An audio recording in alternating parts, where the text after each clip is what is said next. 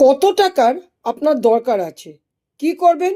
একটা তেজপাতা নেবেন, পরিষ্কার একটা তেজপাতা নেবেন, তার মধ্যে সবুজ কালি দিয়ে আপনি কত টাকা, সবুজ কালি দিয়ে আপনি ওই টাকার অ্যামাউন্টটা লিখবেন। এটা করবেন শুক্রবার, বুধবার, বৃহস্পতিবার। টাকার অ্যামাউন্টটা লিখবেন এবং মনে মনে ইউনিভার্সের কাছে মনোবাসনা করবেন।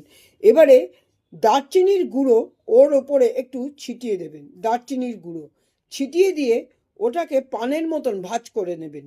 ভাঁজ করে নিয়ে ওর ওপরে একটা লবঙ্গ দিয়ে ওর ওপরে গেঁথে দেবেন।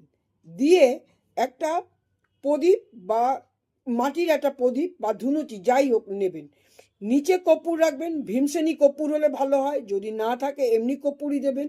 নিচে একটু কিছু কর্পূর দেবেন, তার উপরে ওই তেজপাতাটা যে ভাঁজ করেছেন ওটা রাখবেন, তার উপর আবার কর্পূর দেবেন, দিয়ে ওটাকে জ্বালিয়ে দেবেন, সেদিনকেই জ্বালিয়ে দেবেন।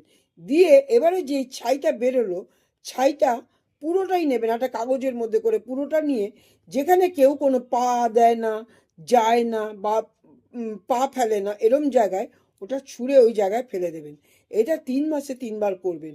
অর্থ আপনার কাছে অবশ্যই আসবে এবং কর্মের মাধ্যমেই আসবে, বা আপনার ভাগ্যে থাকলে যেখান থেকে হোক আসবে। যদি বিশ্বাসের সহিত করতে পারেন তবেই করবেন।